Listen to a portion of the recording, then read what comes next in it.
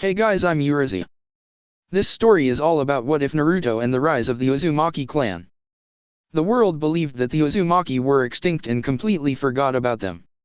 After years of laying low, they will re-emerge and make themselves known again to deliver vengeance to those who sought to destroy their family. Being descendants of the sage, it is also their task to keep the balance in the world by peace and war. Before we proceed with the story, please like and subscribe to this channel if you liked the video, and don't forget to check the description for the other works of the author if you liked the story. Let's start. Chapter 10, The Madness Within. Tsunagakure, Kaze Kage Office. Are you kids ready? Hi. Please, let us get to Uzushiogakure already. My headache's getting worse because of the Shukaku. It won't stop screaming. Gaara said impatiently as he scratched his head. All right then. Minato replied as he chuckled. Kaze Kage Dano, we will take good care of your children, so you have nothing to worry about. I know you will, Minato. I trust they will be in good hands and will learn a lot. And thank you. The Kaze Kage replied as he bid his children goodbye. Right then. Gaara, Temari, Kankuro. Hold hands. Minato ordered and waited for them to. Gaara was in the middle, so Minato held Temari and Kankuro's other free hand and channeled his jutsu. A few moments later there was a flash of yellow and the Kaze Kage was left alone at his office. Soon, Tsunagakure will rise higher than the leaf. Konoha, you will pay for your crimes. The Kaze Kage thought as he sat down and returned to his paperwork. Uzushiogakure, Uzukage Office. The Uzukage along with her 4 older children were waiting for the arrival of the Kaze Kage's children. They should be here in a few moments. Where are Naruto-kun and Fu-chan? She asked as she tapped at her desk. Everyone looked up as the door of the office opened and revealed Naruto and Fu with Sasuke and Hinata following behind. Sasuke and Hinata have been already informed about Naruto and Fu's Jinchuriki statuses. Sasuke, Hinata, and Naruto have become easily attached to each other and were inseparable. Since they were all from Konoha, they had something that linked the 3 of them with each other. When Sasuke and Hinata were taught about the tailed beasts and the Jinchurikis, they immediately understood their kind of situation. They felt sorry for the Jinchuriki as their life was harsh and had to endure something great at a young age. Thankfully, they also figured out that the Jinchurikis were not harmful and were not the tailed beasts themselves. As they thought more about it, they realized that the description about them could be related with Naruto and Fu. After a while, the 2 newcomers were summoned at the Uzukage's office and were informed about her 2 children's Jinchuriki status. Sasuke and Hinata, thankfully, did not become hostile after and became friendlier with Naruto and Fu. This made the 2 Jinchurikis happy and made their bonds stronger together. Now that another Jinchuriki was coming, they now know something about their kind. Sorry we're late. Naruto grinned as they entered the room. Where are they? Just as he asked his question, there was a flash of yellow and out came his father along with 3 children. One of them was a girl with a fan on her back. One was a boy who looked like a cat because of his clothing, and the last one was a red-haired boy who radiated an aura and had dark circles around his eyes. As the 4 newcomers got familiar with the new place, Naruto was the first to greet them. Hello. Welcome to Uzushiogakure. The name's Uzumaki Namikaze Naruto, the future Uzukage. Believe it. Naruto cheerfully said, making the other people in the room smile. Hello, I'm Kankuro. The catman said as he offered a hand. Wow. Seriously, for a moment I thought you were a half-cat with makeup. The blonde muttered as he shook hands with him. Kankuro's sweat dropped while his siblings tried not to laugh but failed at it. Ha ha ha. Whoa, cutie. I like you already. I'm Subaku no Temari. The girl said while she was still trying to stifle her laugh. Commenting about Kankuro's looks at first sight. Ha ha ha. I like you, yes I do. Hee, sorry about that Kankuro-san. Don't worry about it. Everyone thinks he is a catman with makeup. The red-haired boy said as he tried to quit laughing. I'm Subaku no Gaara. The 2 young Jinchurikis shook hands as they shared their laughter. The Kaze Kage's children were acquainted with the other people in the room after their interaction with Naruto. The Uzukage formally welcomed them to Uzushiogakure and they got into a friendly conversation. As the Uzukage's children were talking with the Uzumaki Namikaze family members, a certain someone was screaming for bloody murder. Naruto was telling them a story when suddenly he became silent. Naruto and Fu got tense and stared at Gaara. Naruto-kun/Fu, there's something wrong. Gaara has something sealed inside him aside our brother Shukaku. Konoha and Kurama both said to their hosts. The Uzukage noticed her son's tensed stance and inquired. Naruto-kun, what's wrong? Naruto stared at his mother and was not able to respond, only giving her a scared look. This made the Uzukage, Minato, and Naruto's siblings alert. Your head hurts, doesn't it? And you're also sleepy? Naruto asked the red-haired boy, making him widen his eyes in surprise. How did you know? Gaara asked. Kurama-chan and I can feel it. Shukaku's screaming, we can almost hear it. Something off is radiating. Yes. Konoha says the same thing. Fu added. Ka-chan, something is wrong. We need to get Gaara-san into an open area where there are no people. Now. The Uzukage understood what her son meant and immediately called for the storm hidden inside the office. I want 2 sealing teams at the sealing ground 1 immediately. Minato made 2 clones and had one of them Hirashin Hinata and Sasuke out of the office and brought to the mansion while the other clone went for Mio and Miho. To-san, we're coming. We'd like to help. Minako and Narumi said. Hey, what's going on? Temari asked, now worried. Shukaku and another one is going out of Gaara-san. Replied Naruto. Another one? Kankuro asked, completely baffled. Yes. Fu replied. Just then, Gaara screamed in agony while he clutched his head. Minato grabbed him and quickly Hirashined to sealing ground 1. Kushina followed and vanished in a red flash.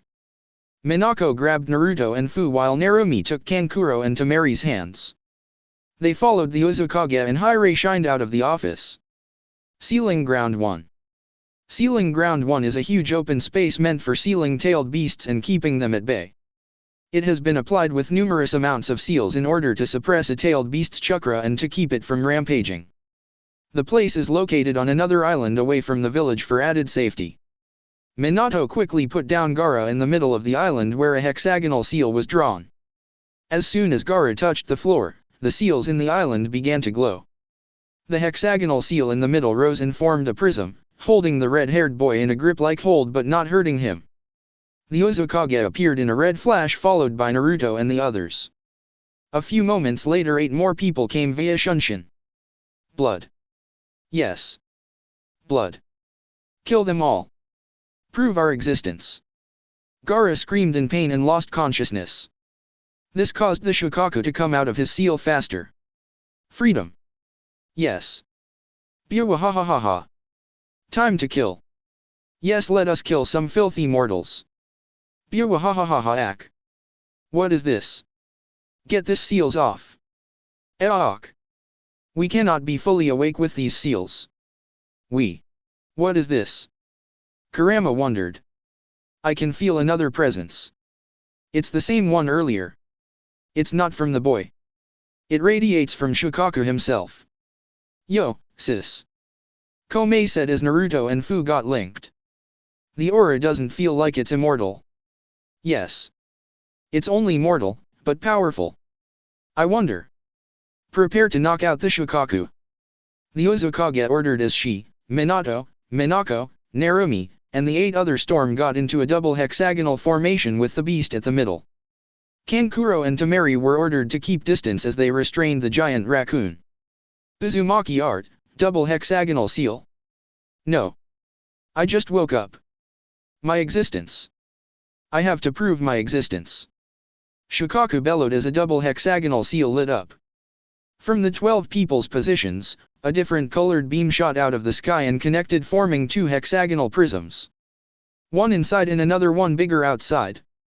The prism started to move towards the middle as it slowly shrunk, encasing the one-tailed beast and causing it to lose hold. Let us out. We need to prove our existence. Die you filthy mortals. I shall punish you with the light. Aok. It stopped screaming as its head hit the ceiling of the prism and got pushed down. The prism glowed a brighter color and more seals appeared inside the prism. The Ichiba tried to fight but was overpowered by the seal. After a few minutes it lost consciousness and returned back inside Gaara's seal. The prison remained active for about 3 more minutes to make sure the Ichiba was led back inside and will go to sleep. Gaara woke up a few minutes after the seals went off. Temari and Kankuro was immediately by his side and was fussing over him. "Okay, whoever did your seal, he or she really sucked," Naruto commented as he too got near Gaara. The seal was faulty. The one who did it must have been a low-level sealer or probably wanted Gaara dead. Minato told the Shukaku siblings while Kushina applied some healing seals on Gaara. "Gaara, how are you feeling now?" "I'm fine now. Thank you, Uzukage-sama. The Shukaku has gone silent now. I think it's asleep. Let's go back to the village. I want you and your siblings to stay at the hospital for a while as we check on your health conditions. We will also have your seal checked so we can begin overwriting it as soon as possible." They all returned to the village and the Shukaku siblings were confined to the hospital for a few hours before they got released. Gaara was placed inside a room with seals to keep the Shukaku at bay and not bother him. Sasuke, Hinata, Naruto, and Fu visited the red-haired boy and they shared stories. Meanwhile, Konoha and Kurama was having a conversation through their host's mental links. They were discussing about the strange entity they felt earlier when their brother Shukaku got out from Gaara's seal. They noticed that the beast was talking strangely and was saying "we" instead of "I." They didn't fail to take note when he screamed something about punishing mortals with the light. It was just not him. They knew Shukaku never talked like that. Kumogakure. It was a normal day at Kumogakure. The villagers and shinobi were doing their own businesses when one of the glasses of the Raikage's office exploded, followed by what looked like a human being tossed out. Everyone in the village could almost hear their leader's angry outburst. "What? What do you mean you do not have the heiress?" Mabi, the Raikage's assistant, can also be heard trying to calm her boss down so the whole village won't have to hear him. "Raikage-sama, please, you need to calm down. And please put down Jay down. He's going to die from suffocation." The Raikage just grunted in response, but thankfully he put down the Kumo kidnapper captain. Raikage office. The Raikage took a deep breath and ordered his shinobi to report. Jay coughed up a bit and straightened himself before taking a long breath. "Report. We were successfully able to infiltrate Konoha without any problems. We got inside the Hyuga compound and saw it empty. We waited in the shadows for some time and finally saw the heiress unconscious carried by 2 Hyuga slaves. 2 of us followed them and silently killed the 2 branch members and then placed the heiress inside the bag. We got outside the Hyuga compound without any problems and immediately headed for the way out. As we were escaping, the alarms went on and we found ourselves cornered near the Uchiha compound. Before we got cornered, we bumped into one of the Uchiha heir. We also had him knocked unconscious and placed inside our sack for bonus.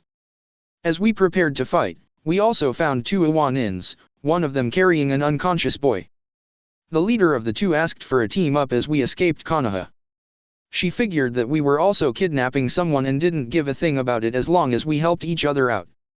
I agreed and both of our teams battled together against Konoha and some civilians who decided to get in our way. We easily wiped them out and managed to escape to the forests. We lost the pursuers for some time, but they were able to catch up on us as we got near the fire border. There we decided to halt and face our pursuers.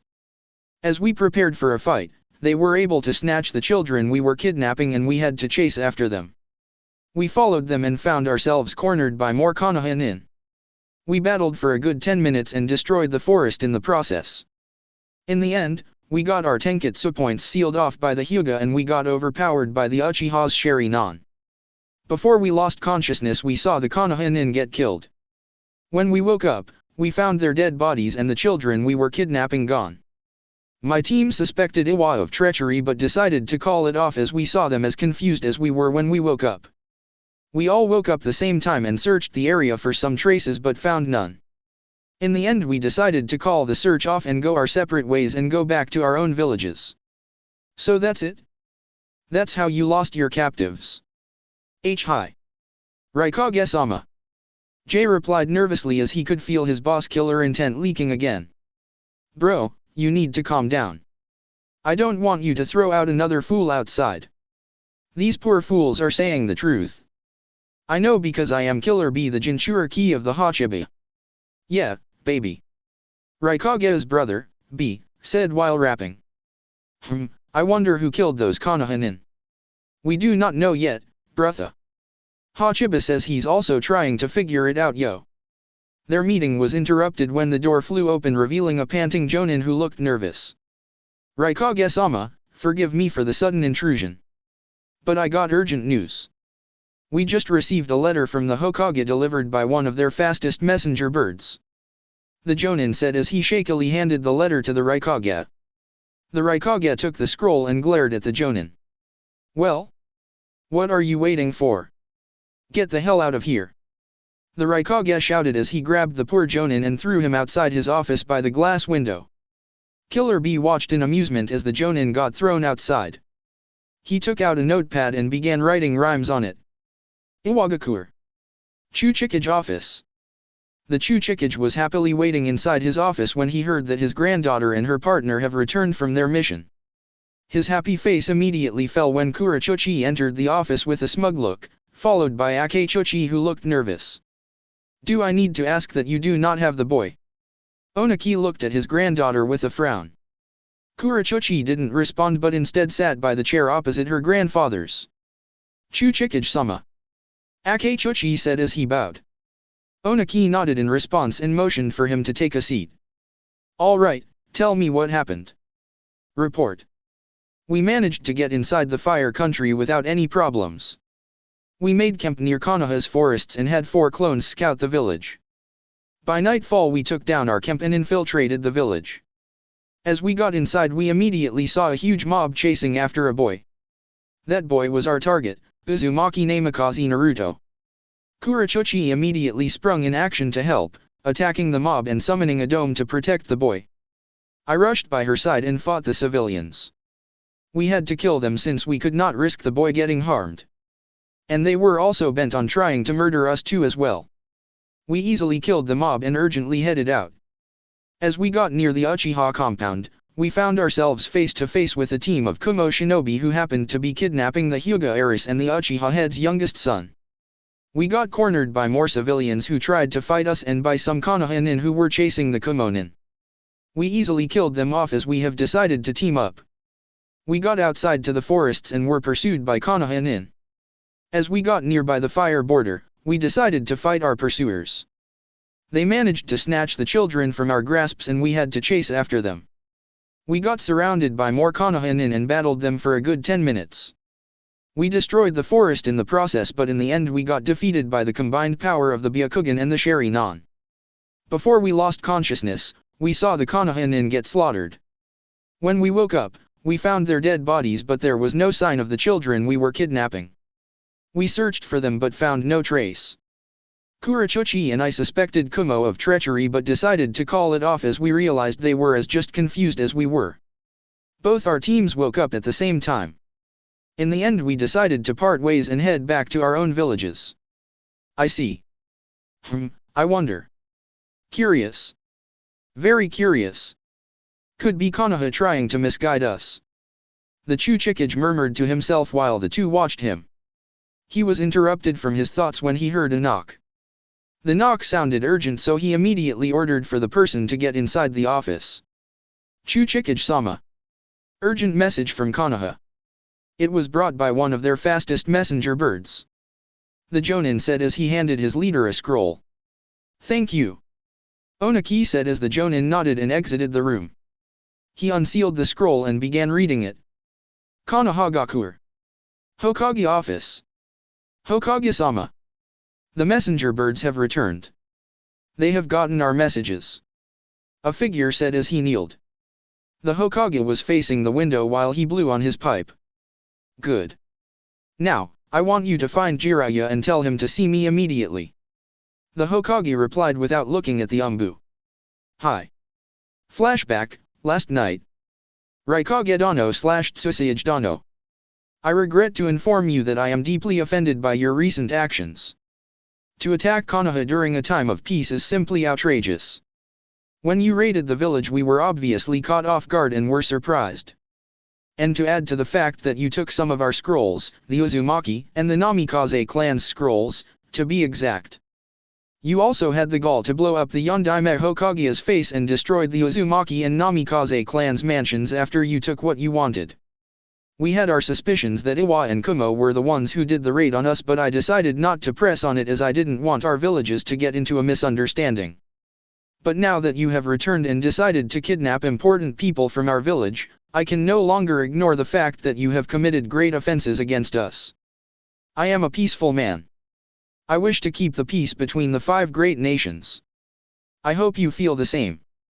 Konoha would be very grateful if you returned the items and people that you have taken. I would also like to let you know that I, the Sandaime Hokage, still respects the treaty and wishes for it to continue. Return what you have taken and Konoha will forget about the recent events. Sarutobi Hiruzen. Sandaime Hokage. The Hokage straightened up as he finished writing the letters addressed to the Iwa and Kumo leaders. Shukaku, I would like you to read this and tell me if it is alright. The lazy Nara head yawned and thought it was too troublesome but took the letter from the Hokage and read it anyway. Seems fine to me. The threat is still there even if it is hidden. The Hokage nodded and looked at Shukaku. Tell me, what do you think shall we do if they do not return them? We cannot go into physical confrontation at the moment. So our best move against them would be politically. We'll try to drag other nations to this and ask them for help. We'll try to pressure them as much as possible. We'll threaten to cut off trades and routes if they do not cooperate. That should work. That's a bit risky. Sarutobi commented. Risky, yes. But it is our best option. Shukaku shrugged as he told the Hokage. By the way, Hokage-sama, how are the talks going with Suna? Suna hasn't responded to any of our messages ever since the raid. You don't think dash? Shukaku said, not finishing the sentence as it was already obvious. I hope not, Shukaku. If Suna is also involved, then I'm afraid to say that Konoha would be at a disadvantage. We could take on 2 villages at the same time. But if you'll make it 3, we will have problems. Even if we say we have allies, fighting against 3 of the 5 great nations will be difficult. That's unless we ally with Kirigakure. An alliance with Kiri would be beneficial if Suna is really our possible enemy now. Yes. I'll look into that. I'll start making preparations for a possible alliance between Konoha and Kiri. For now let us hope that Kumo and Iwa return what they have taken from us. Sarutobi said, deciding to finish the meeting. Shukaku, have these letters sent by our fastest messengers birds. The Hokage ordered as he finished sealing the scrolls. 1 copy for the Raikage, and another one for the Chuchikage. Hi. Good night, Hokage-sama. I'll see you again tomorrow. Good night, Shukaku. Sarutobi said as the Nara head exited the office. The Hokage cleaned up his desk and also got out of the office for bed. Flashback end. Uzushiogakure. We will have to set the Shukaku free. We will contain it while we erase the seal from Gaara. After erasing the seal we will immediately perform the double hexagonal sealing on him so the Shukaku won't bother Gaara too much when he gets sealed once again. The Uzukage explained to Gaara and his siblings with Naruto and Fu also there listening. Ka-chan. Kurama-chan says she's got something important to tell you. Naruto said as he waited for his mother's response. Alright, what is it? Naruto closed his eyes and concentrated, letting Kurama take over for the moment so she could relay the message easier. Kushina. When my brother Shukaku got out of his seal earlier, Komei and I noticed something. Shukaku was talking in a manner he shouldn't be. He was talking about himself but saying we instead of I. He also mentioned something about purging mortals with the light. Shukaku was never the religious type. There was something else in him. Yes. Komei said through Fu who also joined in the conversation. If I recall correctly, Shukaku's first Jinchuriki was a priest. And the seal was unstable. Ever since, Shukaku changed and became weird. From what we have observed, Shukaku's probably channeling the spirit of his first Jinchuriki. It is also possible that a part of the priest's soul has been sealed within Shukaku's mind as the seal was a failure. Kurama said. If we're going to unleash Shukaku, we must extract the priest from him first before we reseal him back inside Gaara. Kurama and Konoha finished, switching back and allowing Naruto and Fu regain control of their bodies. So the story about the priest is true then. Kushina said to herself. Has the priest always been mad? The Uzukage asked. Kurama-chan says she's not sure. Alright. So we will have to extract the priest from Shukaku first before we reseal him inside Gaara. Excuse me. Gaara interrupted. I can feel the Shukaku stirring. I think he is about to wake up. Alright then. We will do it in 10 minutes. I'll have some people come over to assist. Ka-chan. I would like to watch. I want to be there with Gaara for some support. Naruto requested to his mother while doing the puppy eyes jutsu, making his mother's heart melt. Alright, Naruto-kun. Just stay on a distance when the process start, alright. Alright. Thanks Ka-chan. The boy replied and hugged his mother. Can I come too? Fu said. 10 minutes later, back to sealing ground 1. Gaara, are you ready? The Uzukage asked as the boy laid down with his shirt off, making the seal on his stomach visible. Hi, Uzugake-sama. Please begin. The Uzukage nodded to the storm in the island, signaling them to get ready as she made hand seals. Fun, release. She said as she slammed her palm on Gaara's seal, making it glow. The Uzukage also applied a sleeping seal on Gaara to help Shukaku get out faster. Within a few minutes the Ichibi have finally got out. Gaara was immediately brought to a safe distance and was surrounded by storm where 2 of them were erasing his current seal. Biwahahaha. Yes. Freedom, at last. Now, we can prove our existence. Wahahaha. The Ichibi cackled madly as it began scanning its surroundings. It sensed the other living beings in the island and immediately headed to the location where the Uzukage was waiting. Ha ha ha ha. We found you, mortal. You suck at hiding. Muwahahaha. Now, time to prove our existence. Die, mortal. Die by the light. Muwahahaha. It laughed madly as it opened its mouth, gathering chakra. The Uzukage immediately recognized it as a Bijudama. She activated her Rinnegan and waited for the attack to be unleashed at her.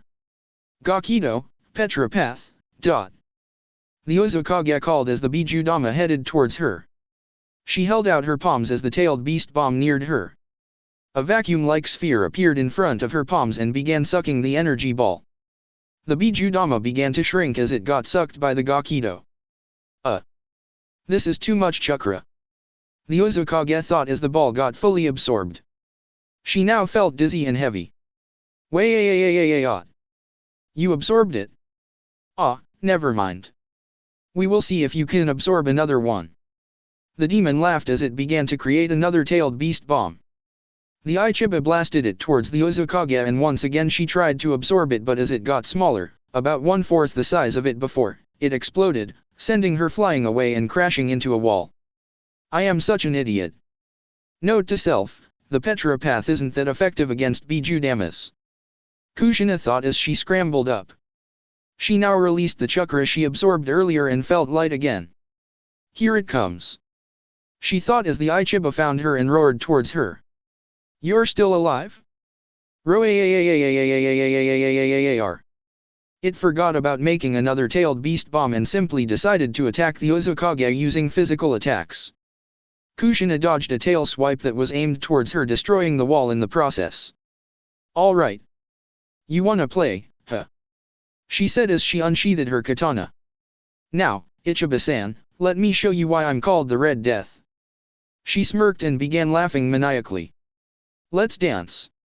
She said as she bowed and vanished. The Uzukage began slashing and stabbing at the Ichibi at random spots, vanishing and reappearing with a flash of red.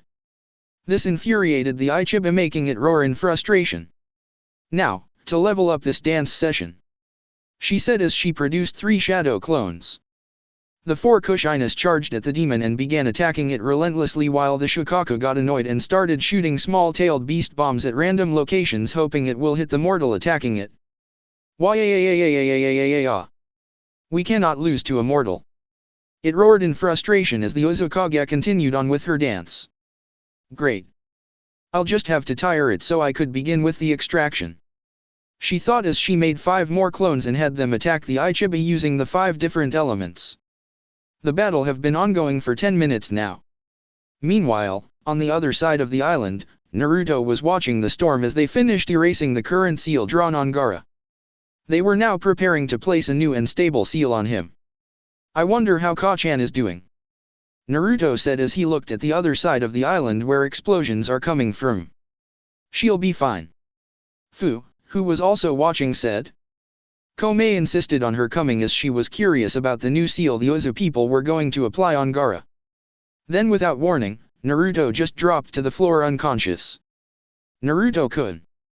Fu shouted in panic as she tried to wake the boy. Suddenly, Naruto began floating with his head hung low.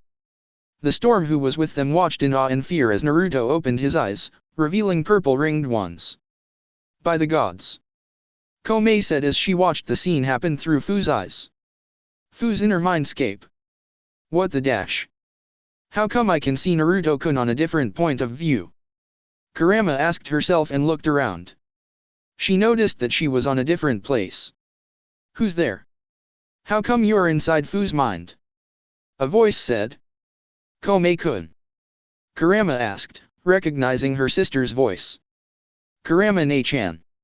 What are you doing here? How is this possible? I do not know. Outside Fu's mindscape. Everyone in the area was now shaking in fear as Naruto was radiating a very powerful aura. Fear not. Naruto said as he made the peace sign towards the storm. His voice sounded deep and ancient and echoed. Return to your work. The seal must be ready when I extract the priest from my son. What in the world dash? Kurama and Konoha both said as they watched the scene unfold. Naruto then began floating towards the area where his mother and the Ichiba were battling. Fu. Follow him. Konoha said as she channeled her chakra out for Fu. The girl then grew wings and flew after Naruto. Kushina's POV. Kushina had been battling the Ichiba for 20 minutes now and noticed that her attacks were doing little damage. Every time she lands a hit on the Ichiba, a whitish aura comes out of it. She figured that it was some kind of shield. After some time, she found out that it was probably the light that the priest inside Shukaku that was talking about that was protecting it, as she could not recognize it as one of the Ichiba's powers. As she prepared to launch another wave of attack, she felt a very strong chakra signature approaching towards her. She looked at its direction and found her son floating with Fu following after him. She was very shocked as she saw her son's eyes. She found herself unable to move as her son touched her face. My child, let me handle this. Bring the boy here and prepare to reseal my son inside him. I will be the one to extract the priest from Shukaku. Normal POV. Naruto did not wait for a reply and immediately floated towards the Ichiba. What is this? Time for you to go to the afterlife. You have prolonged your stay in this realm. Leave my son be. Naruto said as he floated towards the Shukaku's head and held out his hand. Ningendo, human path, ... No. I don't want to go there yet. I am protected by the Lord's light. I shall stay here as he commands. I must prove my existence. A voice said as Naruto began to pull out something that looked like a soul. Soon it materialized and formed into a bald man wearing a suit and tie. Seal, hold. Naruto said as a ghost-like chain wrapped around the priest preventing it from moving. Kuchi Yase, Shinigami. A huge spectral form appeared in front of him and bowed. Naruto nodded and held out his arm and motioned at the priest. The creature then bowed and floated towards the med priest. The priest started to scream in panic as the Shinigami grabbed him. He was eaten and was locked inside its stomach the same way Minato experienced when he sealed the Kyuubi inside Naruto. Now, you are finally free of your burden. Naruto spoke to the Ichibi as it started to stir. Sleep, my son. When you wake, you will be sealed inside Gaara once again. Be friends with him, he said as his voice started to fade off. Kushina, who was too dumbstruck, did not move earlier to fetch Gaara. She was rooted at her spot and watched as her son talked in a different kind of way and extracted the priest out of Shukaku. Thankfully the storm followed after Naruto and Fu and carried Gaara with them. Kushina began to regain herself as she watched Naruto's aura begin to weaken and return to normal. She was able to catch her son when he finally lost consciousness. Fu's mindscape. Oh, look. What is this? Kurama said as she felt a tugging sensation. I guess I'm going back inside Naruto-kun. Komi, who was also dumbstruck, wasn't able to respond as Kurama vanished and returned to Naruto's mind. Outside Fu's mindscape, everyone was staring at Naruto's unconscious form in disbelief. Most of the storm were still shaken after witnessing the things he did earlier. They were awakened from their stupor as they heard the Shukaku roar. Everyone, on your positions, Kushina said as she made a clone and had it carry Naruto away. Fu followed after them while the Uzukage and the storm started resealing the Ichiba back inside Gaara. Uzumaki art, double hexagonal seal. 2 hexagonal prisms appeared, one bigger and one smaller. The bigger one floated towards the Ichibi and trapped it inside while the smaller one floated towards Gaara and did the same thing. A double hexagonal seal appeared on the boy's stomach and connected with the 2 prisms. The bigger prism started to shrink as Shukaku was once again sealed inside Gaara. The seal glowed brightly and slowly died out as the seal began to stabilize. We're done here. Everyone, come with me immediately to my office, the Uzukage said seriously as she made 2 clones and had the one carry Gaara and the other one go after Fu. The next day, Konoha. The Hokage was puffing smoke with his pipe as he thought of words to write in his letter for the Mizukage. Shukaku, along with the other clan heads, were also there present. They have been discussing about their planned alliance proposal with Kiri. They have been also waiting for a response from the Iwa and Kumo leaders. Hayashi have already assured the other people in the room about the caged bird seal. He told them about it being branded on Hinata. Konoha wouldn't have to worry about Kumo now discovering the Byakugan's secrets and making more by having Hinata used by Kumo as a breeding factory. The Uchiha, on the other hand, have expressed their concerns about the Sharingan. Fugaku couldn't care less about his son but was worried about their Kekai Genkai being stolen by other people not from Konoha. The Hokage straightened up as he finished his letter and called for one umbu and ordered it to have the letter delivered to Kirigakure. A few seconds after the umbu left, there was a knock on the door. A jonin entered the room and handed Sarutobi a scroll. The old monkey inspected it and found the earth seal inscribed on it, meaning it was from the Chuchikage. Iwagakure has responded, the Hokage announced, calling the attention of everyone inside the room. He unsealed it and read it aloud for everyone in the room to hear. Greetings, Hokage Dano. First of all, I would like to inform you that I am deeply wounded by your words. You accused Iwa of attacking Konoha while my village has nothing to do about it. I too, am a man of peace. I do not wish war between the 5 great nations. So I would like to tell you that Iwa is innocent. Second, we have received intelligence about Iwanin near your village. I want Konoha to know that those shinobi are rogue and were no longer affiliated with Iwa when the attacks on your village happened. It could be possible that it was them who did it, but once again, I tell you that Iwa has nothing to do about the offensive moves against Konohagakure. I do hope that we could continue the peace between both our villages and clear some misunderstandings that have begun to form. Onaki of both scales. Sandai Mechu Chikage. The Hokage finished reading and put the scroll down. He stared at the council before him and took a deep breath. Iwa has chosen to play as innocent, he remarked. Hi. We can just pretend that we did not receive the Chuchikage's reply, Shukaku suggested. I was thinking of the same thing. Ignore the letter and send another one after a few days, replied Sarutobi. Just then, there was another knock on the door. The person was let inside and handed the Hokage another scroll. Hokage-sama, a message from Kumo, the jonin said as he presented a scroll with the Rai seal on it. The Hokage took it from the jonin and unsealed it, reading its content. Compared to the Chuchikage's message, the Raikage's response was obviously more aggressive and straightforward. Hokage Dano. You are making grave accusations.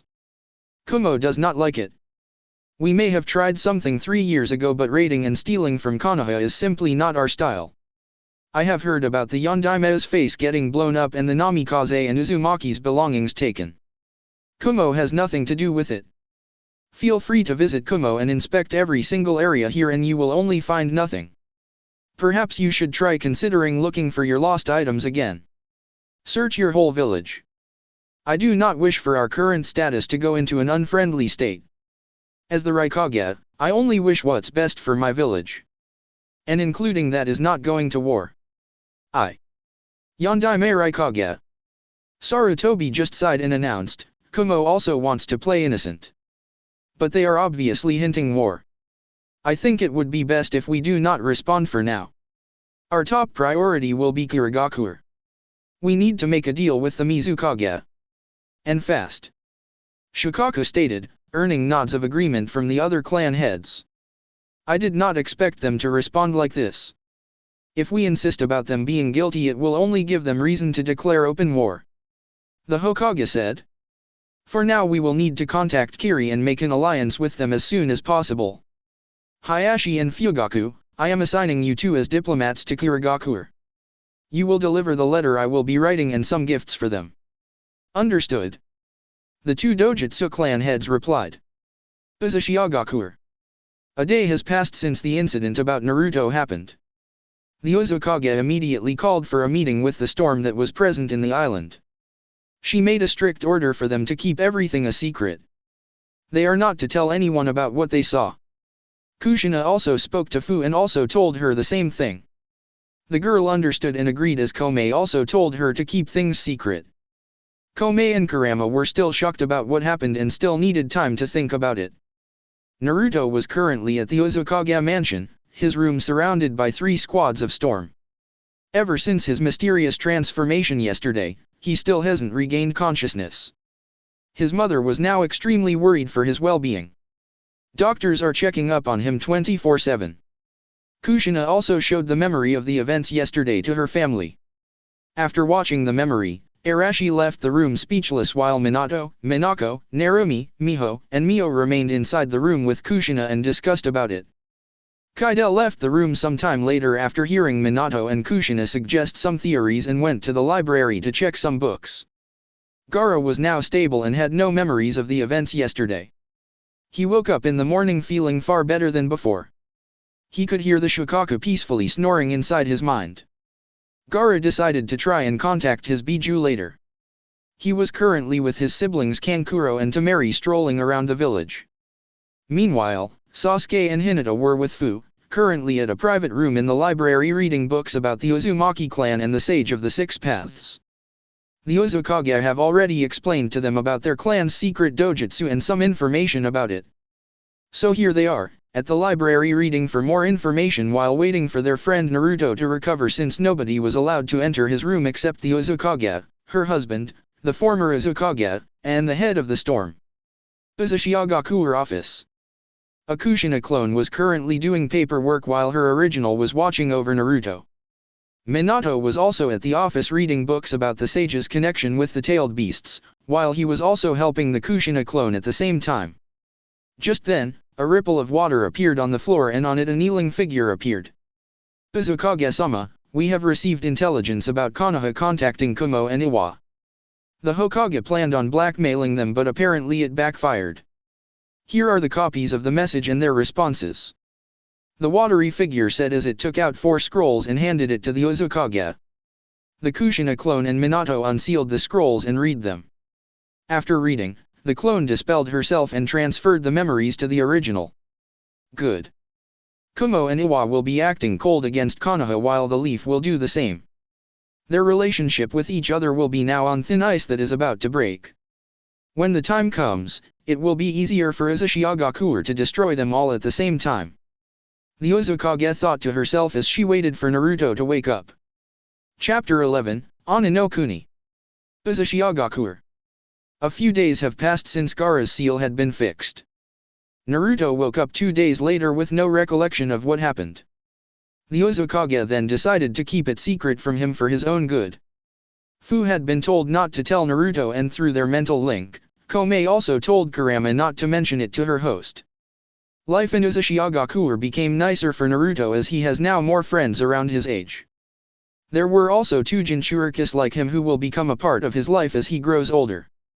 Naruto and his friends have started learning about the basic fundamentals of chakra with the help of some tutors. Since Naruto already knew about the basics, he along with Sasuke had been grouped with Temari and Kankuro for some history lessons and theories while they waited for the others to catch up. Uzushiogakure Academy. The school semester will begin in a week. Naruto and the others have been enrolled and were currently taking an orientation.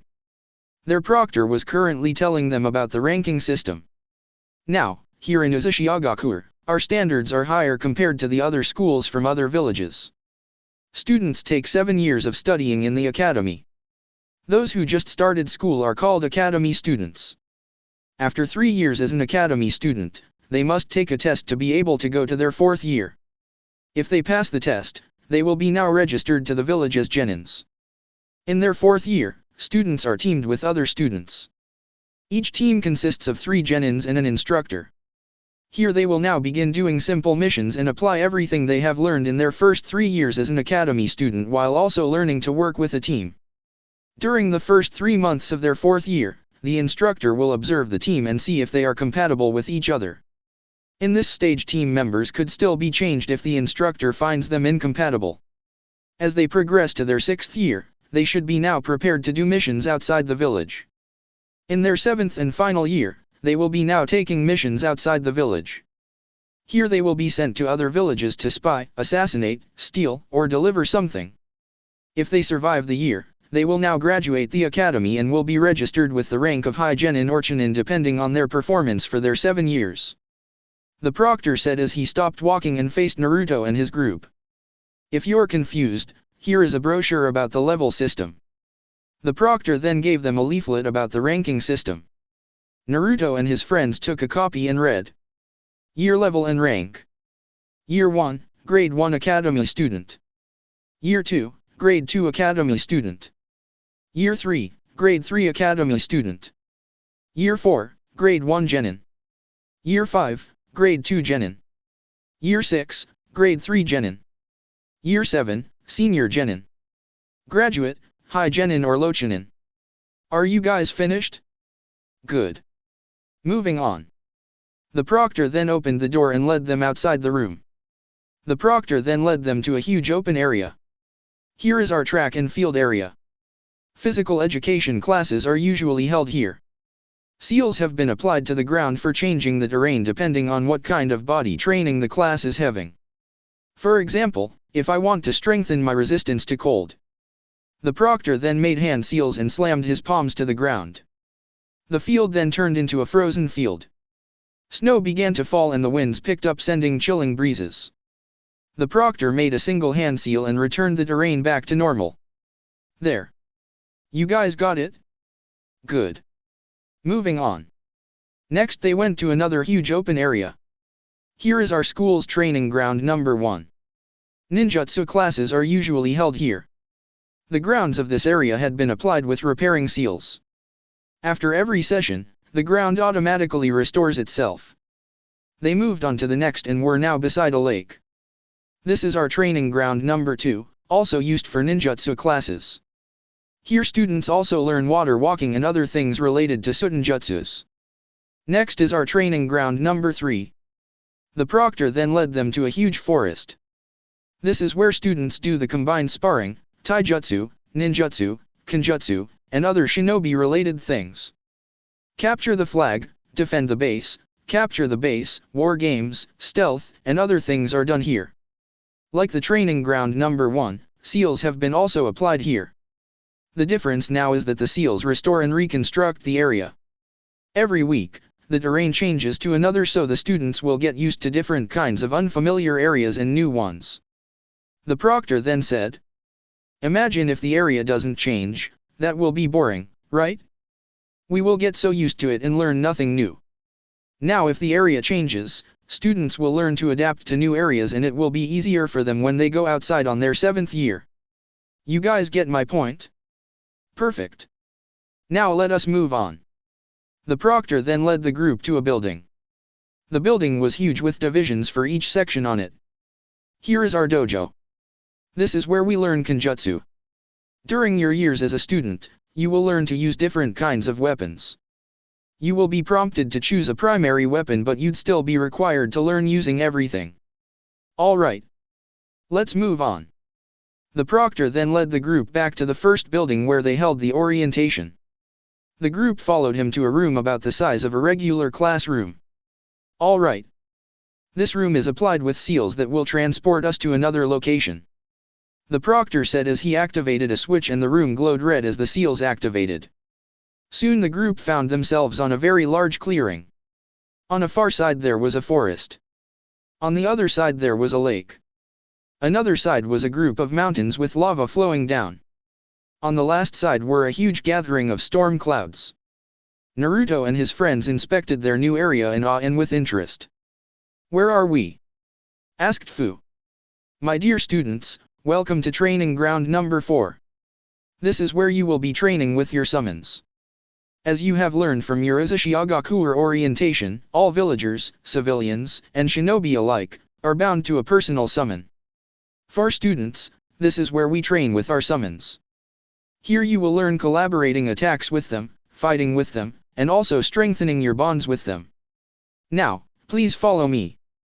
The proctor said as they headed to the forest. After about 10 minutes of walking, they stopped in front of a medium-sized 2-story cabin.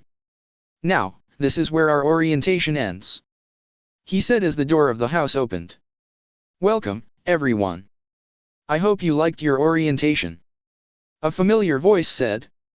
Ka-chan. To-chan. Naruto squealed in excitement. What are you doing here? Well, since you are all new to Uzushiogakure and entering the academy, you'll need summons. We're here to have you sign your summoning contract. The Uzukage replied as she took out a scroll from her pocket. Alright. Naruto exclaimed as he pumped his fist in the air. What shall we do? Kushina just smiled at her son as Minato opened the door of the cabin and ushered the group inside. We will have lunch first. Come in. Naruto and his group followed inside and were amazed by the house. It looked more spacious compared to how it looked outside. They were also greeted by Naruto's siblings as they got into the dining area. Ne-chan, Nisan. What are you doing here? Naruto asked his siblings happily. Well, since you're finally having your contract with the dragons active, we're here to accompany you. Minako replied. The ceremony requires all family members of the Uzukage's family present if one of them is signing the contract. Narumi explained. And besides, we can't miss our baby brother's initiation with the Dragon Clan, can we? Mio and Miho both said.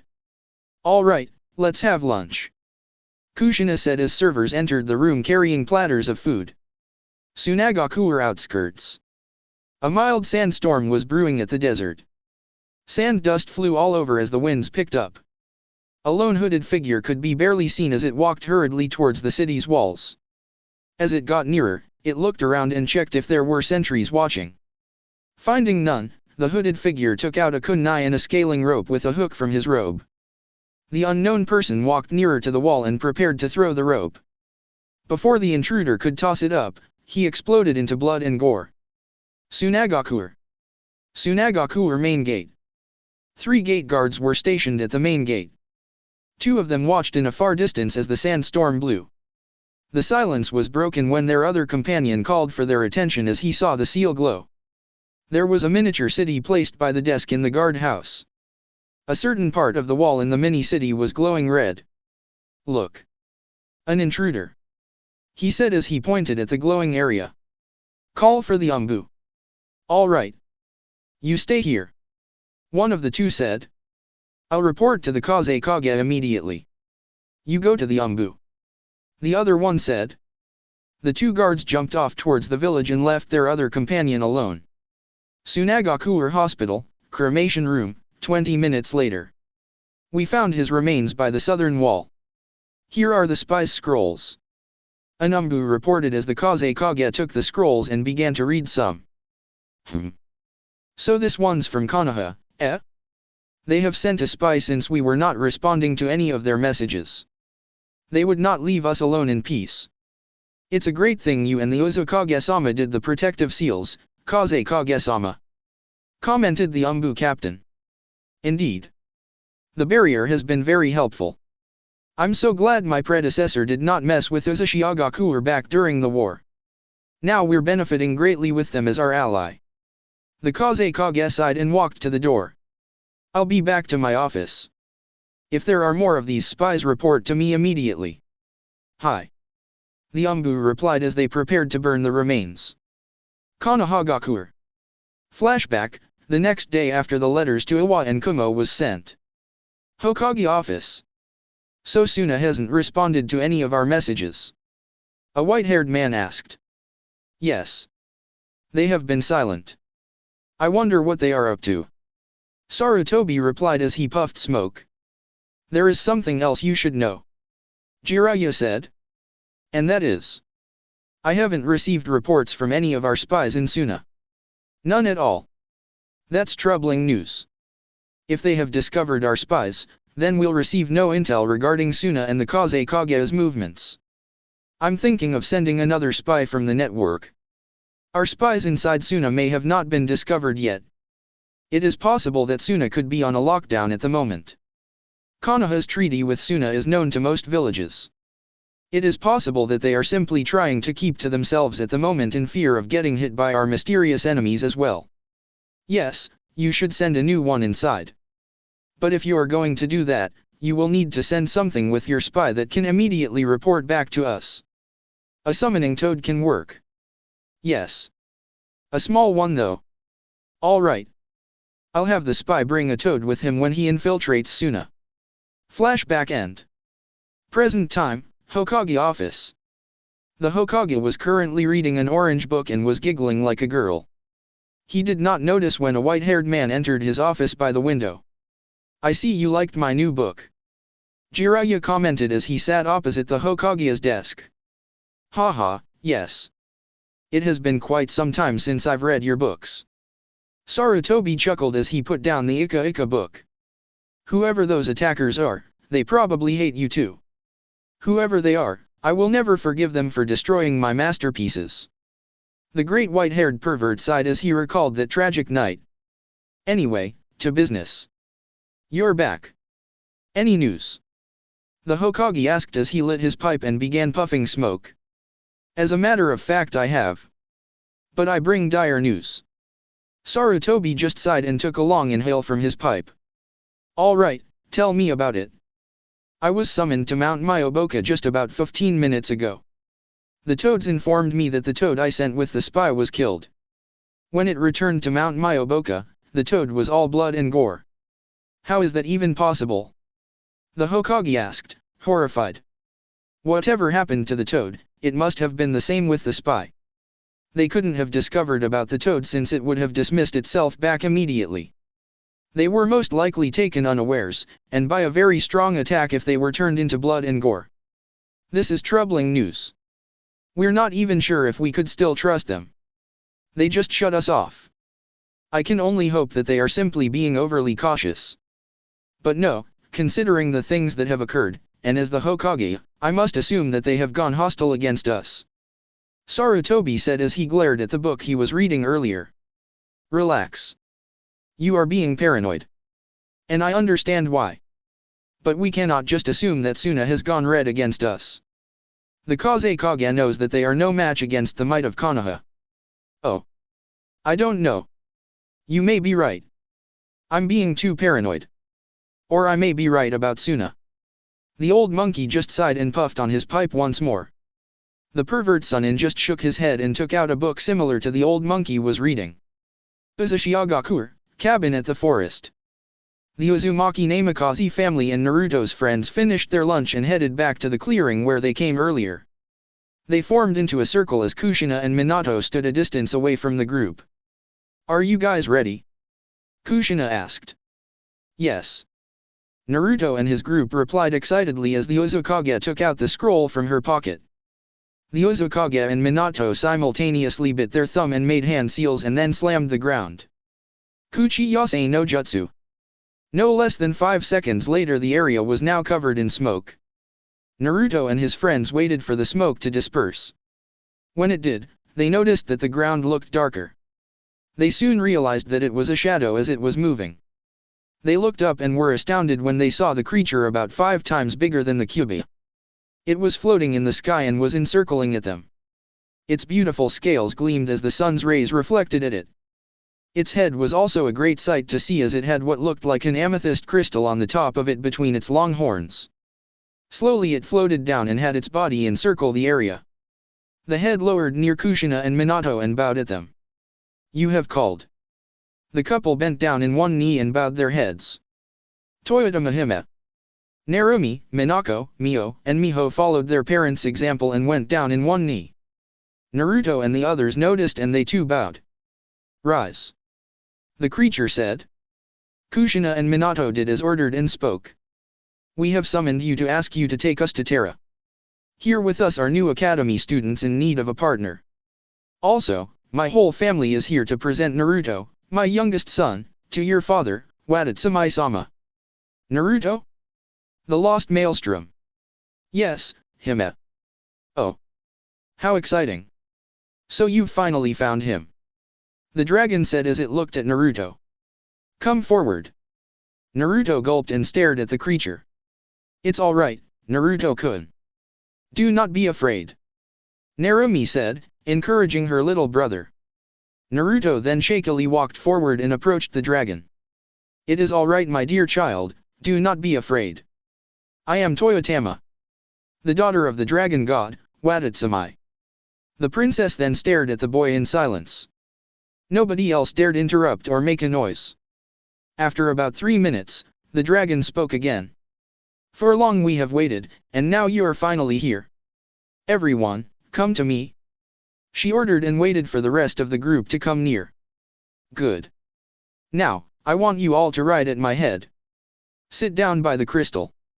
Minato and Kushina assisted the children getting up. They hopped on last and the dragon spoke once again. "Good. Now, hold on tight.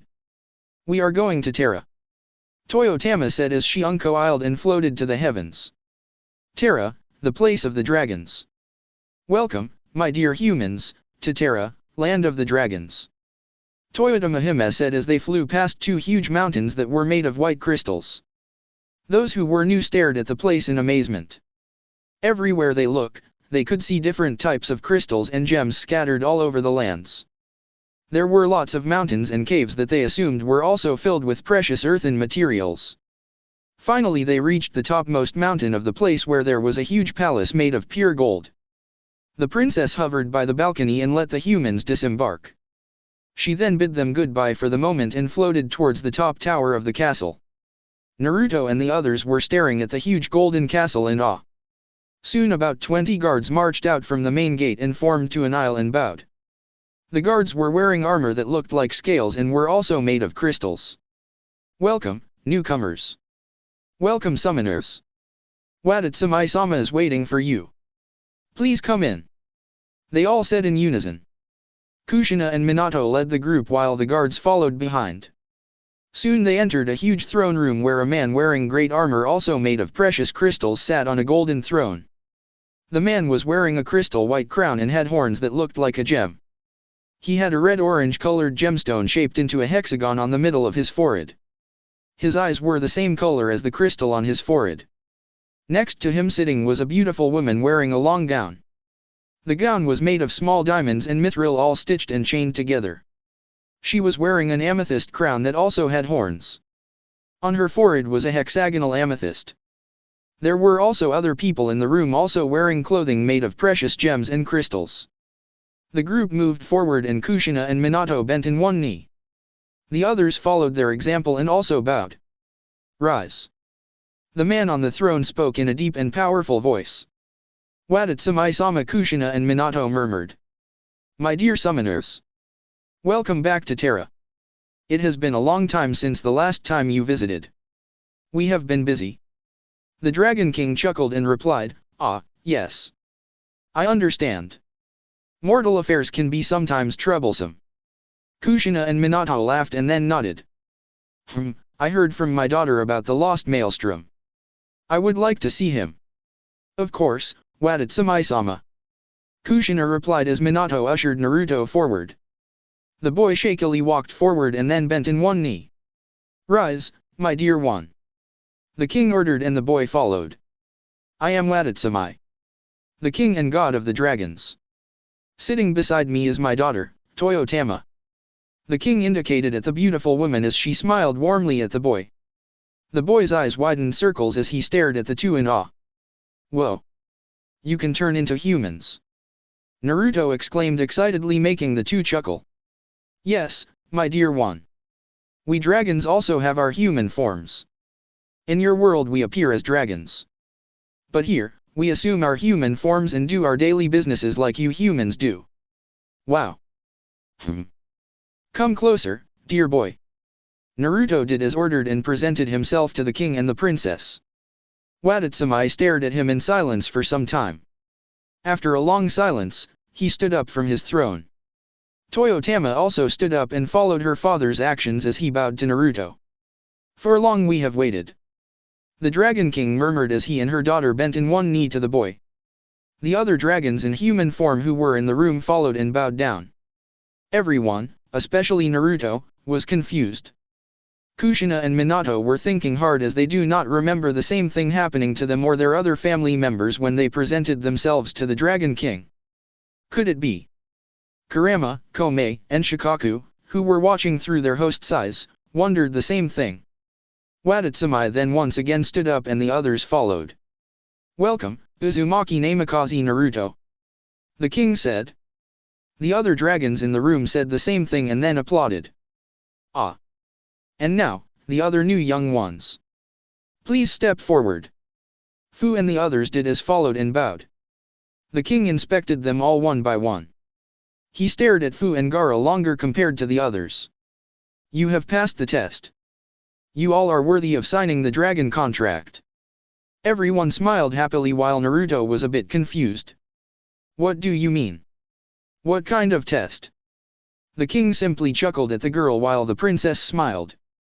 It was Toyotama who answered her. The test was simple. We read through your hearts and your mind. And all of you have pure souls. Your very first test was when we arrived at the gates. That was the two mountains. I was feeling your emotions and felt no darkness in it. You saw all the precious gems and crystals and yet you did not feel taking them. The princess said. You see, the king spoke. Greed is one of the greatest enemies of a human being. Here in Terra, greed is the greatest enemy of a dragon summoner. If you have it in your heart, then you are not worthy of signing the contract and will be banished from this place forever. I understand. Naruto said as he made a thinking pose. So if a human is greedy, he will only want the contract so he could return here and take all the crystals. There is also a chance that he could bring other humans to invade the place and take the precious items here for themselves. Well spoken. You are showing great intellect at your age. The king commented. Thank you, Watatsumi-sama.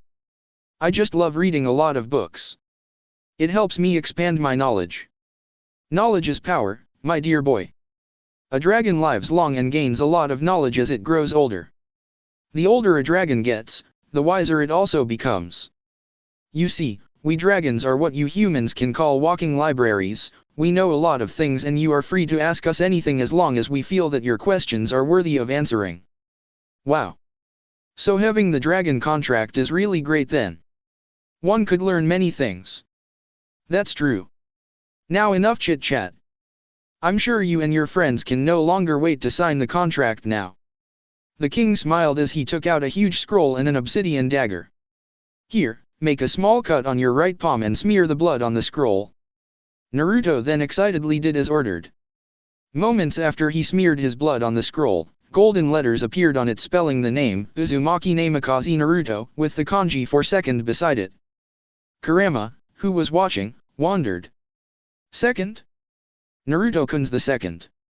Hold on, if I remember correctly, Tosan was the first summoner of the Dragon Clan and his personal summon was Watatsumi-sama.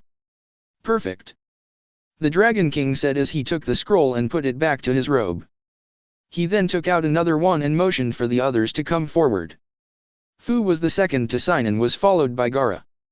Hinata signed next and then Sasuke. Temari was a bit nervous at first but signed anyway. Kankuro was the last to sign. When they all finished signing, Watatsumi took the scroll and kept it to his robe. "Alright then," Toyotama said. "Please come with Shen and he will lead you out the castle. You will be now matched with your personal summon." A man wearing emerald clothing walked forward and introduced himself. "I'm Shen. Please follow me." The children then began to follow him outside but stopped when the king cleared his throat and called for their attention. "Naruto, please remain here." The boy then walked back to his parents' side and waited for the king to speak while his friends were led outside by Shen. "Right. How do I start?" "Oh, right. Anyway, Uzumaki Namikaze Naruto. You were supposed to be here 5 years ago. But because of some unfortunate events, your presentation here was delayed. Normally, the Uzukage's family members are presented to every dragon in Terra, whether they're already bound to one summoner or not.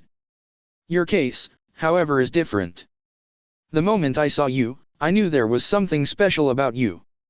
Unfortunately, I cannot tell you nor your family about it. You shall be the ones to discover. Now, you were probably wondering why you signed on a different scroll. The answer is simple." Watatsumi trailed off as he stood up and drew a hidden sword from his robes. The Dragon King raised the sword and then struck it to the floor.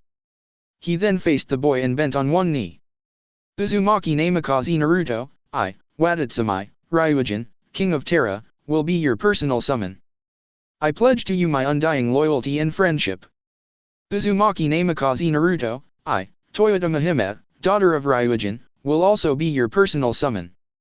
I pledge to you my undying loyalty and friendship." The princess said as she too took out a sword out of nowhere and did the same thing her father did. Everyone, especially Naruto, was surprised by this. Kushina and Minato were shocked but were also happy for their son. Naruto's siblings were simply amazed. They knew about their parents' personal contract with the princess. However, hearing the king proclaim himself as Naruto's personal summon was simply amazing and shocking. "From this day forth, you are now under the protection of the whole Dragon Clan. You now have the authority to summon every single one of us whenever you wish. Shall you need us in any kind of situation, we will be there to aid you," the king said as he stood up. The princess also stood up as her father held out his hand. "Receive the seal of the Uzumaki Ryu Pact." Naruto felt a burning sensation on his left arm and watched as markings appeared. For about 5 minutes, everyone watched in silence as his left arm got covered by markings that soon formed into an obsidian dragon. The dragon glowed for some time and finally vanished, the boy's left arm now looking normal like it was before. "That seal symbolizes of your contract with the Dragon Clan. It will remain invisible and will only show up when you perform the jutsu for summoning," Watatsumi explained. "Now, time for you to receive your personal seal with me and my daughter." He and Toyotama both held out their arms and spoke. "Receive the seal of your personal summon." This time, it was Naruto's right arm that glowed and got covered by markings. 2 dragons began to form. One was golden and the other one silver. After some time the seals vanished and his skin returned to normal. "Now that we are finished, I have something to tell you while the children are finding their matches. Follow me," the king said as he led the family to another room. "Please be comfortable and take your seats. Now, to business. Kushina and Minato, as you may have already know, Morio, the Demon King has been summoned back to life. We dragons could feel his presence from here. He is slowly growing stronger by the day. I'm bringing up this matter now because what happens in a few weeks lies the fate of the world. Also, since you are the leader of the Uzumaki clan, this concerns your clan a lot. As wielders of the Rinnegan it is your duty to maintain balance to the world. If Morio rises to full power, well, you know what happens. We understand that. In fact, we were set to leave for Uni no Kuni after Naruto-kun signs the contract. That's good. Now, here's something you need to know, Morio's resealing this time will require the power of your whole family. You, Minato, and your children must go together. The king then spoke to the youngest. Naruto. Before you go to Demon Country, you must first get the grasp of summoning. Watatsumi then explained, Morio is a godly being. Last time, he was sealed by the priestess with the use of her powers. But now he has come back, and this time he is stronger than before. You will need the assistance of another god. Now, I don't want you to think that I'm underestimating your clan's powers. I know about the wonders of the Rinnegan. Is it also a power of a god? However, something tells me that you will have to rely on your other skills without using your Rinnegan. Since your clan is known as a clan of seal masters, there will be no problem. The only way to defeat Morio is by combining your sealing with me strengthening it to a godly level. Also, I would like to state of an ancient law that I'm sure some of you already know. A god or goddess must not involve themselves into human matters. That law, however, can be bypassed. Since I am bound to Naruto, I have the rights to visit the mortal world and get involved into this matter without breaking the law. This is why Naruto must master the art of summoning fast. Excuse me, Watatsumi-sama. Naruto said.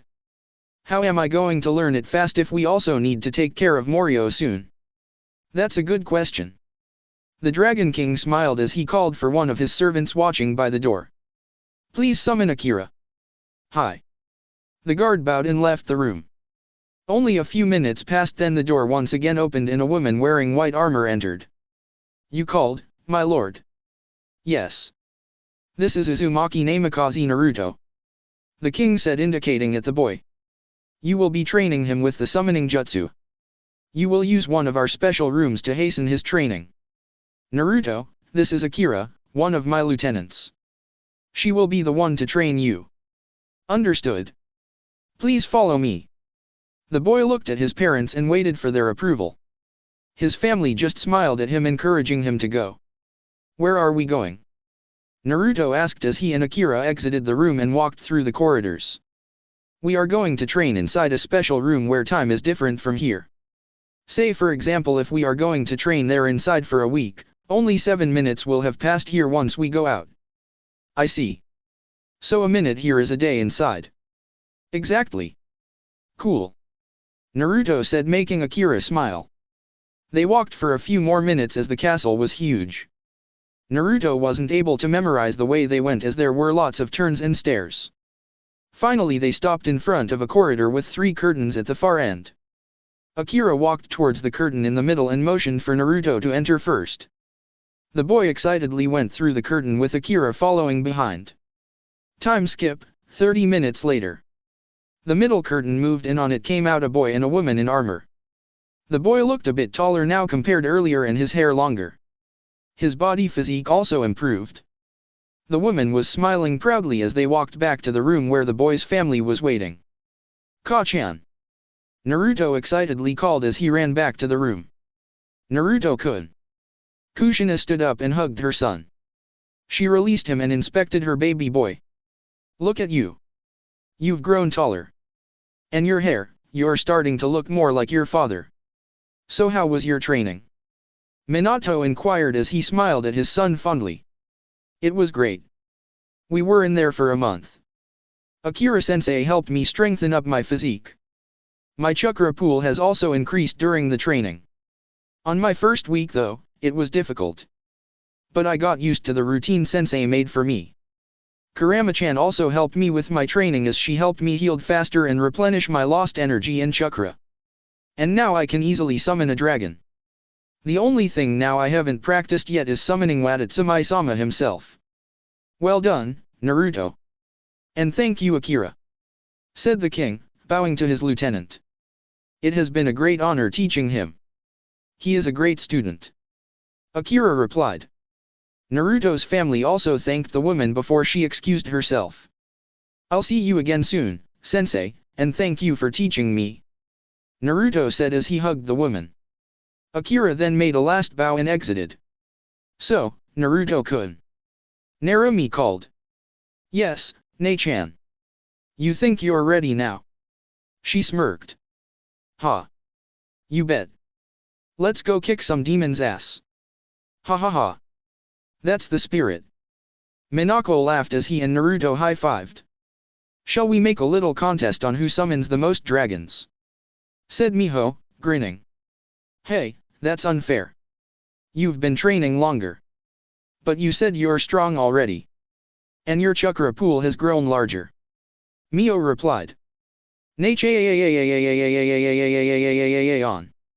Naruto whined. The dragons and the Uzumaki Namikaze just laughed at the siblings' traded banters. Don't worry Naruto-kun, if they're serious about it remember that you got me. Ha ha ha ha Kurama laughed evilly as she spoke through their link. Heh. You're right. Naruto replied as he smirked evilly at his siblings. Someone's got that look. Narumi chanted, making the others laugh again. Alright, that's enough. I think the others have already matched with their personal summons. Kushina interrupted. Yes. Come now, let us go back to the throne room. When the others return, we are going to have a feast in honor of Uzumaki Namikaze Naruto. Kirigakure. They're here. A gate guard said as he and his partner watched the Konoha diplomats approach. So, they have sent both clan heads of their dojutsu clans. A beautiful red-haired woman commented. You know them, Mei-senpai? A Kiri-umbu captain asked. Beside the woman was a tall man with long black hair, carrying 3 swords on his back. Yes. Mei replied. The Konoha group was now by the gates. Welcome, Konoha. Welcome to Kirigakure. The woman greeted. I am Terumi Mei, the Yondaime Mizukage's right hand and successor. With me is my husband, Rikaudo. Please follow me. The group then headed to the Mizukage tower with the Umbu flanking them. Mizukage office. Mizukage-sama. Hayashi and Fugaku bowed. Welcome, Hayashi of the Hyuga clan and Fugaku of the Uchiha clan. Yagura nodded. Now, enough of this pleasantries and let us get started to business. The 2 clan heads smiled and nodded and took out 2 scrolls. We have come here in hopes of forging an alliance with you. Konoha has a lot to offer in terms of trade and resources. What sort of things will Kiri get with this proposed alliance? One is resources, as we have said. We could open and establish trading routes straight from the land of fire to the land of water. You may now easily acquire the supplies that you don't usually find in your lands. Also, we promise you of cheap and easy bargains that you will find great. Hayashi explained. Another is methods and teaching styles. We are willing to share our ways in our academy and training with you. Fugaku said. As part of that, we are also willing to share some of our jutsus. As a sign of our honesty and willingness for the alliance, we have brought you gifts. Hayashi said as he and Fugaku each handed him 1 scroll. It was Mei who took the scrolls and passed one to the man beside her earlier to inspect. Rikaudo checked the scroll for traps and when he found it clean, he handed it back to his wife. Finding both scrolls safe, she finally gave it to the Mizukage. The Mizukage then took the scrolls and opened one of it. His eyes got big as he read it. This is... Yagura whispered and stared at the 2 Konoha diplomats. Hayashi and Fugaku only smiled and nodded at the young leader, urging him to open the other scroll. Kami-sama. These are... The Mizukage trailed off as he sat back to his chair. He gave the scrolls to Mei to read. The woman's reaction was unreadable as she had an impassive look on her face. Her husband, Rikaudo, took notice and immediately knew that whatever was in that scroll, it made Mei angry. She was just good at not showing it. Mei handed him the scrolls to read and when he read it, he just sighed and handed them back to the Mizukage. To give us this as a gift. This is very valuable. Yagura finally spoke again. That is how much we are willing to give for our alliance to be forged. This is too much. Mei commented. Hayashi just smiled while Fugaku replied, of course it is. But we do not mind. I'm sure you do realize that this is only a copy, right? Hayashi asked Yagura. Of course. He smiled. If you don't mind, I would like to be left alone for now to think. You can have these back for now. He said as he gave them back the scrolls. Hayashi and Fugaku took one each and put them back inside their robes. Mei and Rikaudo will lead you out. They will be your guide while you're here. Feel free to look around the village. I'm sure you'll find something you'd like. Thank you, Mizukage-sama. We're hoping for a good result once you're done thinking things over. Hayashi and Fugaku both said, bowing, and then left the room with the couple leading them out. Time skip, the next day. On Inokuni. The family was now entering the demon borders. They were all wearing traveling cloaks to keep their identities hidden. The Uzukage have left clones back in her office to do the paperwork. Kaide have been informed of their journey and was asked to double the security in the village while they were away. Fu and the others practiced doing the summoning jutsu with Tobi excitedly watching over them. When they returned from their match finding, they were amazed and happy for Naruto when they found out who his personal summon was. They were also told of the mission to Oninokuni and understood why Naruto had to be trained fast. While waiting for the Uzukage and her family to return, Fu and the others decided to train hard to catch up to Naruto. How much farther? Naruto asked, obviously bored. Minato chuckled and replied, we're almost there, Naruto-kun. Just about 20 kilometers more. The boy just sighed and looked forward. Finally, after a long distance of traveling, a castle started to get into view. As they got nearer, they were greeted by about 20 people armed with bows and swords. Some of them were carrying torches to light their way as it was already dark. Welcome, descendants of the Rakuta Sennin. I am Taraho. The priestess is waiting for you. Please, follow me. How did they know about us? Naruto whispered. The priestess. Narumi replied. What? How? Naruto asked, still confused. It is one of her powers. She can see the future. Minako explained. Thank you, Taraho-san, please lead us to the priestess. Kushina told Taraho. Taraho nodded to his men and surrounded the family in a protective circle as they walked to the castle. Priestess compound. The family was led into a huge room. Sitting at the far side of it was the priestess. Beside her sat a little girl about the same age as Naruto. Welcome, Kushina Uzumaki. Welcome, Minato Namikaze. It is a great pleasure to see you again. It has been years since the last time we met. The priestess smiled as she opened her arms to hug the two. Muroko-san, it has been years indeed. Kushina said as she returned the hug. Ah, look at how time passed. Minato smiled. Haha, yes. I remember you two when we were still genins. You two were always fighting. Now look at you two.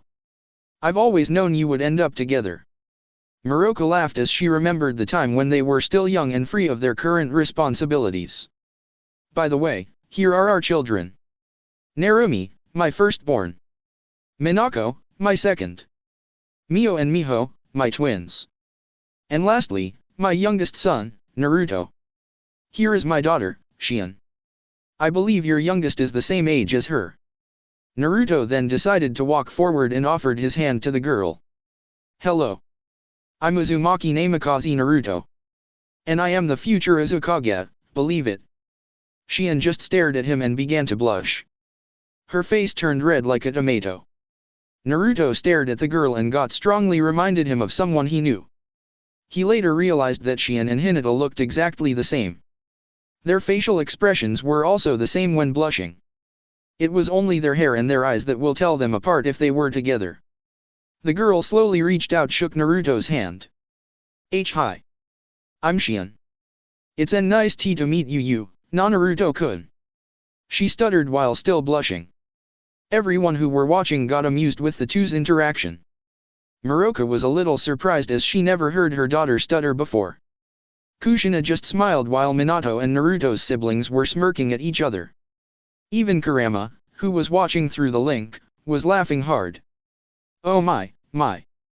Naruto-kun has found another member of his fan club. It just grows bigger whenever he meets someone new. Naruto-kun. Would you like to take a tour around the compound with me? Shion asked. Tour? Yeah, sure. Shion looked up to her mother for permission and grinned when Muroko smiled and nodded. The girl took Naruto's hand and dragged him out of the room. When the two were out of earshot, the elders in the room laughed. Naruto's siblings high-fived with each other. They now have someone new to tease their little brother with. Narumi, Minako, Mio, Miho. Kushina called. Your father and I would like to talk with the priestess alone. Please wait outside and watch over Naruto-kun. Of course, Ka-chan. They all replied in unison as they went out to spy on Naruto. Time skip, 2 days later. Wait, what? Time skip? Why? Yeah, I know. Calm down guys. Just read down to the author's notes. Uzushiogakure.